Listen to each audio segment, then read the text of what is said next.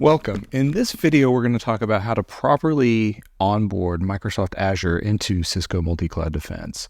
It contains a couple steps, so we want to go through a lot of the different nuances that you might see as you go through that process with us. So as you will notice, we start off in Cisco Defense Orchestrators tenant. So what we typically want to do is pivot into the Cisco Multicloud Defense tenant by hitting that little blue button in the top right-hand corner. Now, there's a couple ways you could enter this wizard. You could go through the wizard on this main screen, or you could go here to home and then back through the setup wizard. Both ostensibly take you to the same place. But we're going to connect the account. This time we're going to click on Azure, and you'll notice there's two steps, right? Open up Azure Cloud Shell in bash mode is the first step. And to do that, it's very simple if you've never done it before. This little terminal icon in the top right-hand corner of your Azure shell. It, by default, sometimes will open up in PowerShell. This is not the first time I've opened it up, so it's going to load into bash directly for me. But if you ever need to change it, there's this little button in the top left-hand corner. So with that, I need to paste in the script that they gave us. So we can simply click this blue button that says copy here. It will copy the command that we want to run within that bash shell.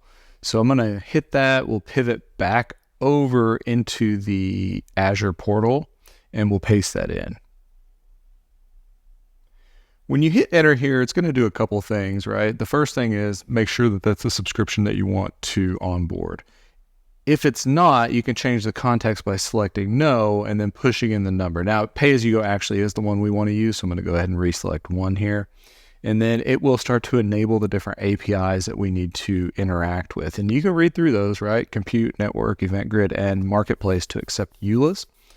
So I will go ahead and say we're going to create a new app registration, and it will go off to the races.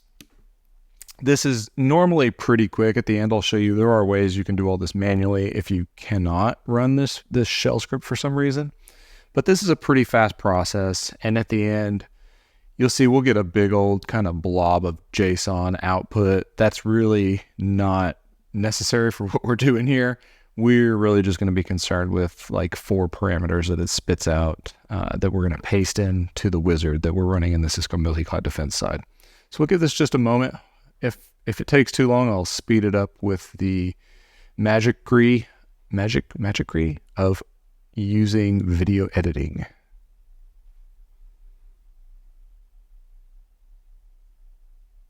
There we go. Didn't even have to speed it up. It is that quick. So this is the JSON kind of output of a bunch of the different events that we just kind of kicked off. And then again, this is what we're going to be concerned with right down here. So I'm going to go ahead and just copy this tenant directory out of here because we're going to paste it back into the wizard. It's one of the first fields. So we'll copy, pivot over here. We'll give this a name. We'll just call this like YouTube Demo Azure or something. We will paste in the directory ID, and then it's kind of just back and forth, back and forth. I do recommend like storing this somewhere. If for some reason you ever need to like onboard this again, or maybe you switch tenants, moving from POV into production, you can reuse all of this data.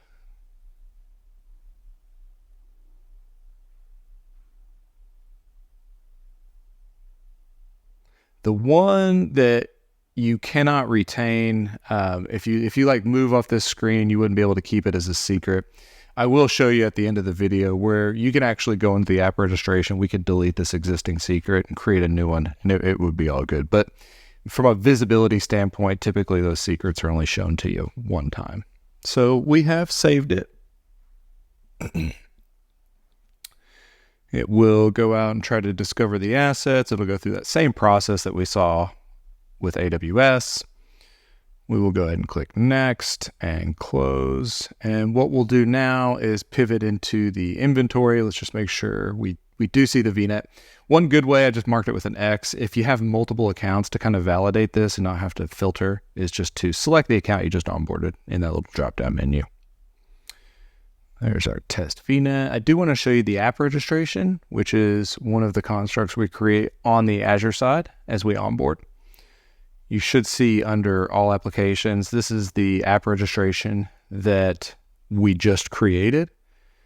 And if we take a look at this, we'll go under manage and certificates and secrets. This is where I was saying you could go in and delete the existing secret, like if you lost the value for some reason, with that little trash can icon on the right hand side, or you could then you could go in and create a new one. So you could just create a new MCD key, and then whatever your expiry that you as an organization want, you can select, click add, and again it will show that to you one time. There is no way that I know about, at least, that you can retrieve that after the fact, but you could onboard using that secret now. So go ahead and delete that.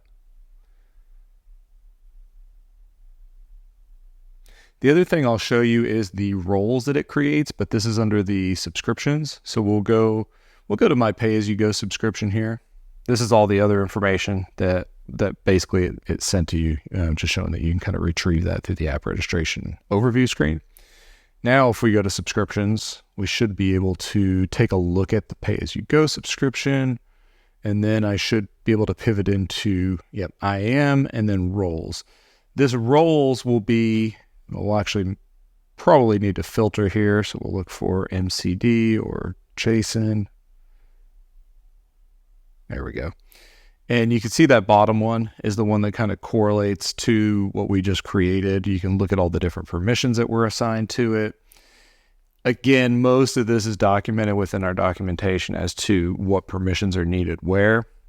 Now, all of this, this role, that app registration, they're all kind of tied together in the assignments section. So you'll see in the assignments, and this actually shouldn't be that long. I should just be able to scroll down. Yeah, right here. The app registration is actually tied to that controller role through these assignments. So that's kind of where all this, comes together from a roles, rights, and responsibilities standpoint. That said, we could also use the same app registration for accessing multiple subscriptions. In a future video, I may go through a little bit more detail. All of the documentation is, of course, onboard documentation that you can pivot through, and there's a couple different places in here where it talks about onboarding. This first one's really just honed around the wizard, so I do recommend going into the account onboarding section itself and then looking at Azure. It will go through and it'll give you essentially all the different ways that you can onboard this, whether through the wizard or if you wanted to do that using manual processes. Again, both go into pretty excruciating detail as to what you need in place in order to properly onboard that Azure account. You can see all the different permissions here, and it basically goes through how to tie all those together through roles and role assignments. And with that, as always, if you found this video useful, keep a keen eye on this channel, as we will be releasing more and more content around the deployment and uses of multi-cloud defense and how you can use it to protect your cloud infrastructure. Thank you for watching. We look forward to seeing you in the next video.